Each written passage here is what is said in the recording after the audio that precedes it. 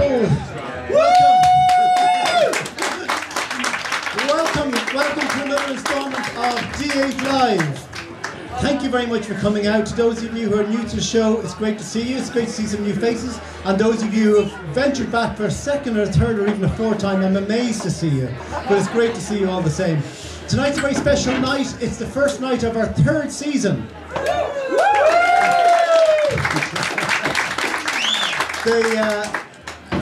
When we started the show, people said, look, you're going to run out of interesting people in Dublin 8 very quickly. And he has.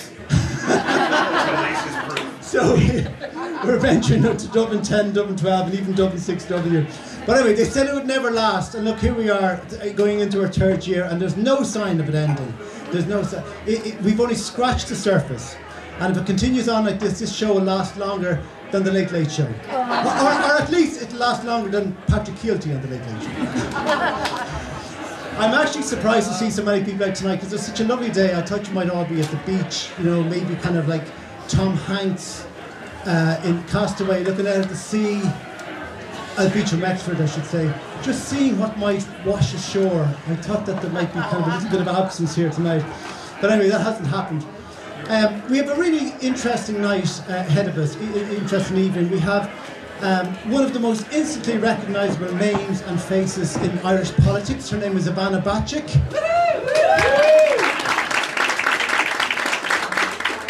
We have, if he's not the greatest living Irish artist, he's certainly the greatest living Irish artist from the Tentrers, except for his wife Elaine, and it's Colin Martin.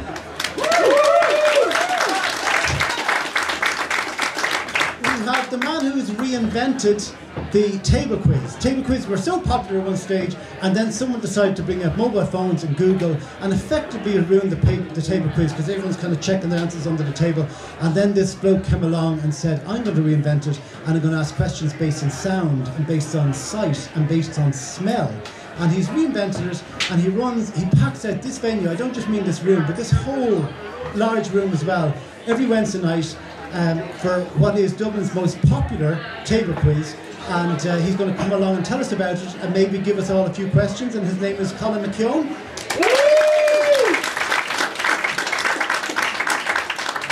And then we will finish off this evening talking to the hottest property in Irish literature at the moment. A year ago she brought out her first novel. It was voted and awarded the title of Irish Novel of the Year at the Listowel Writers' Week this summer. And even in the last few weeks, he got another big prize of the John McGahern Prize from the University of Limerick, and her name is Angela Flannery.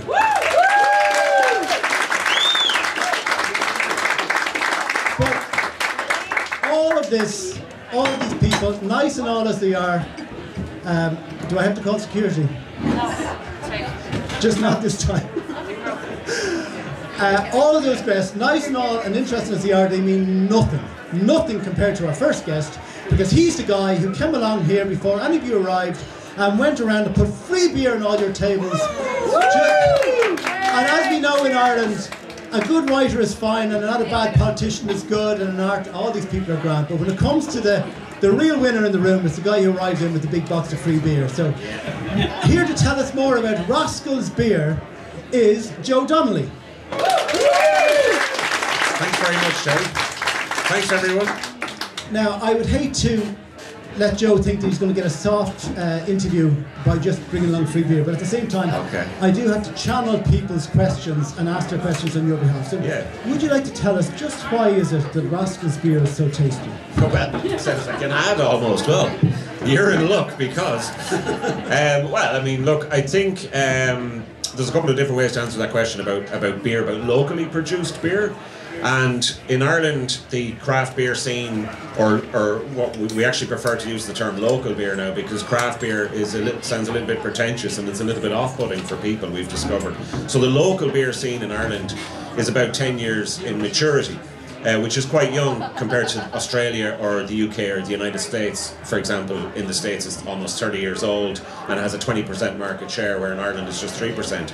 But I think one of the reasons why people who try locally produced beer and stick with it and develop a taste for it and a fondness. It's because the people who make that beer do so more often than not out of passion and love for it. It's not to buy a yacht, it's not to retire at the age of 50, it's not, you know, to buy a second home in Marbella. They do it because they love it. They do it because there's a genuine passion, almost to the point of obsessiveness, with the owners of the brewery that I work for, with so many other colleagues in the industry.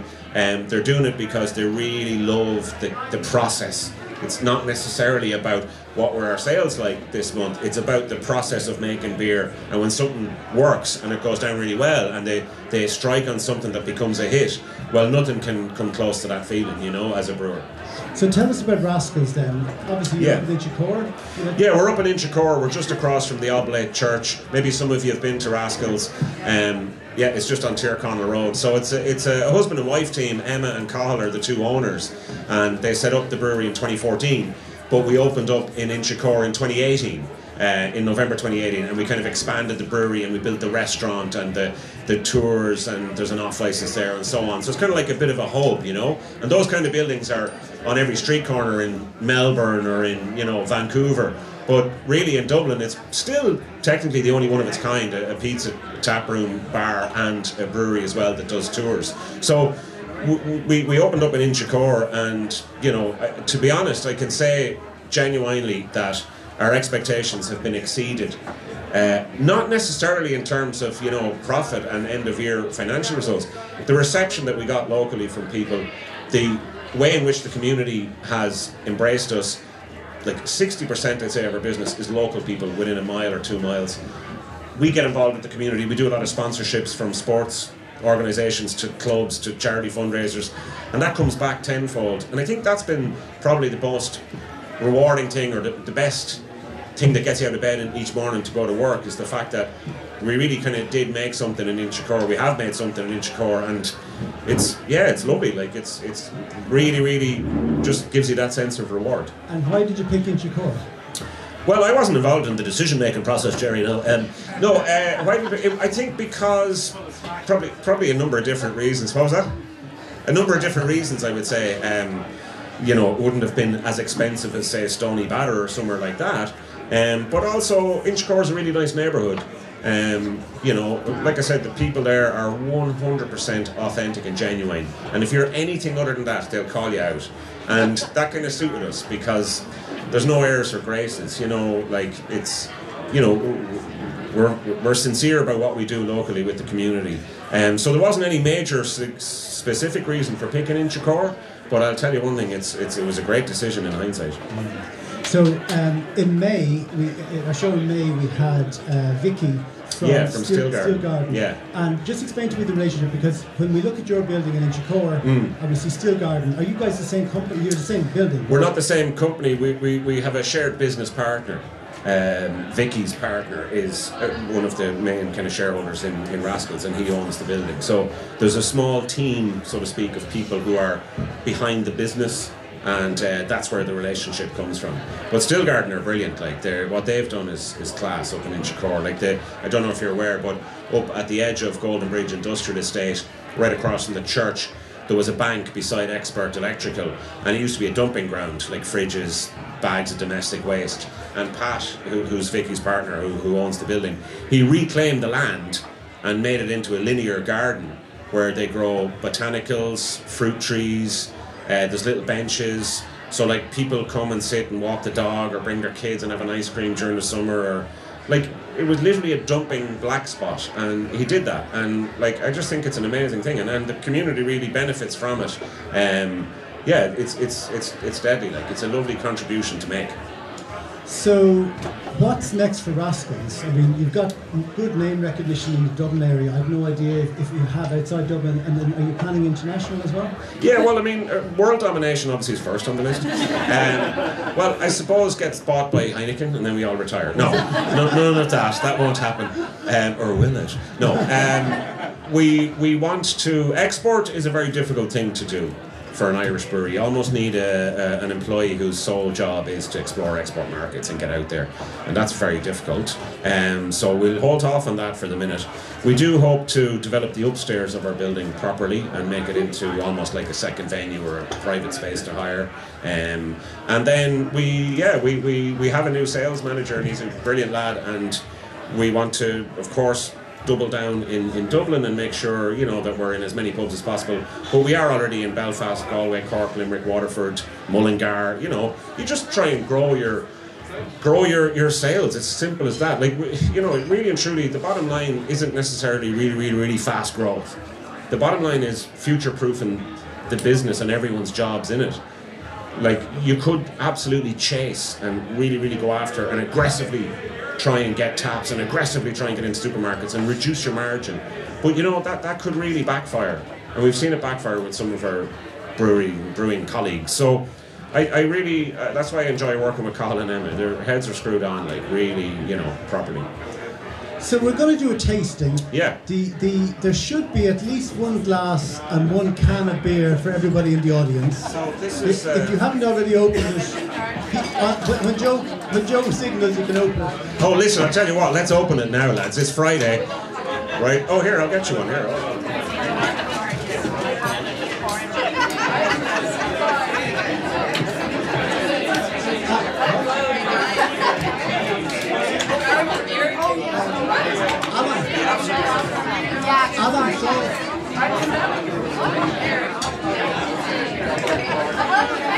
We have seats at the front if anybody would like to. Oh yeah, there's a couple of seats at the front. Come on up, because you're making me feel very nervous here, you know. I feel like I'm being judged. Does everyone have a can? Does everyone have a can? And does everyone have a glass? Because we're about to do something that's extremely ceremonial, okay? And it's a very important part of beer tasting. Yes, you may have a glass, and I like your manners. Very good manners there. Anybody not have a beer? Anybody not have a glass? Okay, so here's... Alright, are we ready? Okay, so... We're quieting down again, folks. So beer tasting is a bit like wine tasting. There is a large element of bullshit, but not in the way I'm going to do it. So, okay, here we go. Firstly, tutorial, very quick tutorial. 4 ingredients in every beer: water, barley, hops, yeast. Okay, it's been like that since time immemorial. This beer that you're holding in your hand is Happy Days. It's a sessionable pale ale.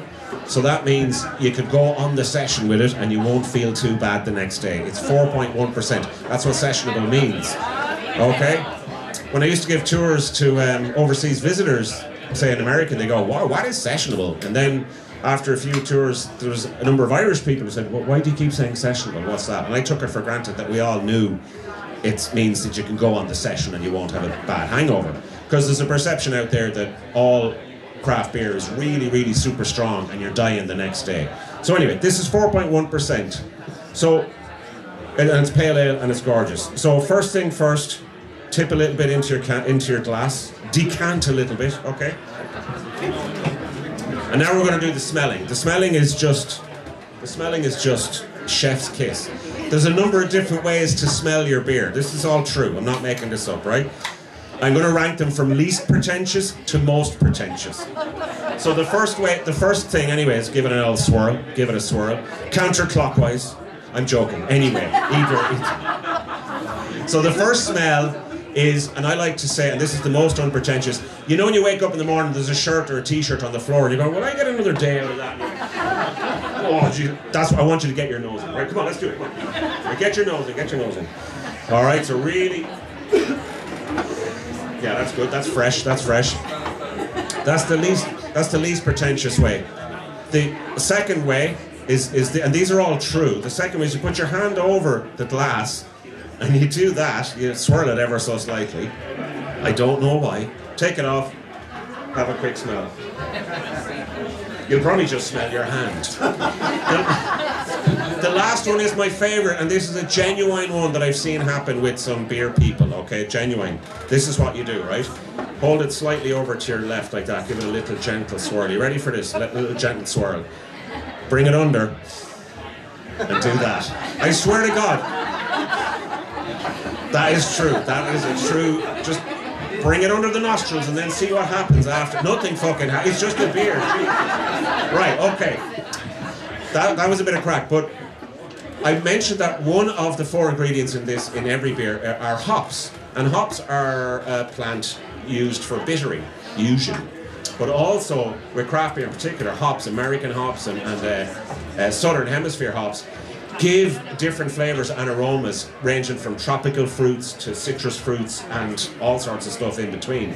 So the reason why I do want you to smell it, and this is a little exercise, there's no winners, we're all winners, but when you smell it, I want you to shout out what you smell, and there's no wrong answer. So it could be leather, it could be apples, it could be grapes, it could be citrus, and you shout, just shout, there's no wrong answer. What do you got? Tropical fruits? Lemon? Yeah.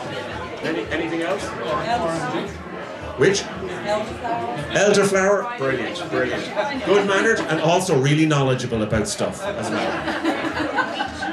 Yeah, you should definitely get like citrus fruits, melon. If anyone got like honeydew melon specifically, which is quite specific, but that's in there as well. You might get a bit of peach.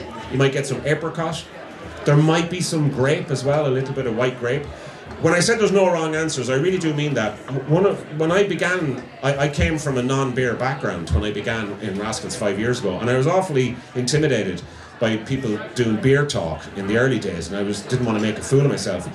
And there's 2 girls from Kildare, Judith and Susan Boyle, they're sisters, and I know them quite well, they're sound. They're like international beer writers, international beer judges, they're cicerones, like their qualifications are up the wazoo, and they teach in TU Dublin and all the rest of it.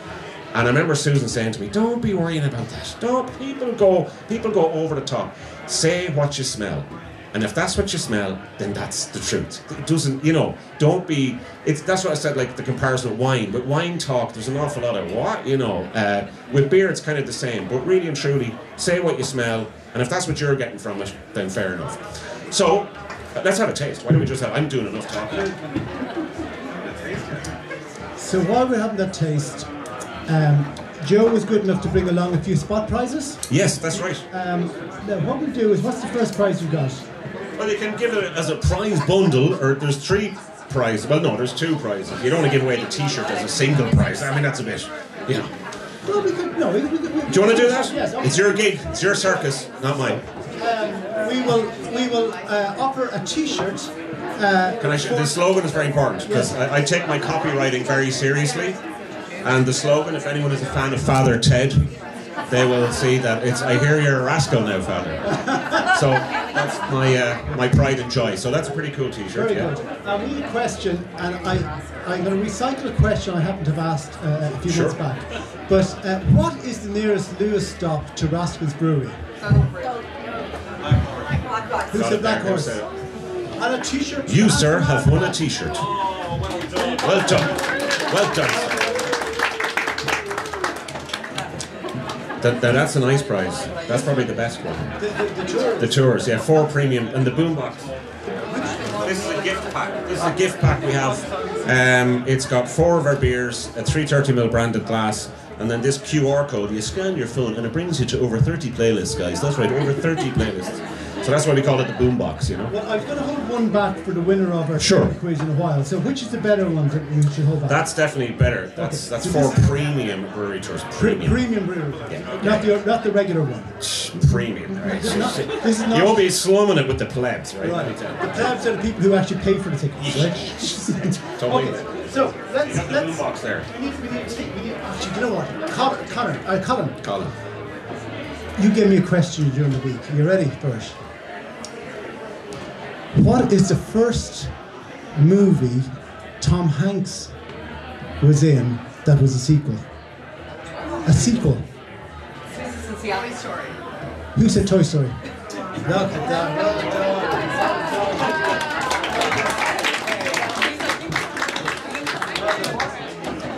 So we're going to have more of those questions later on.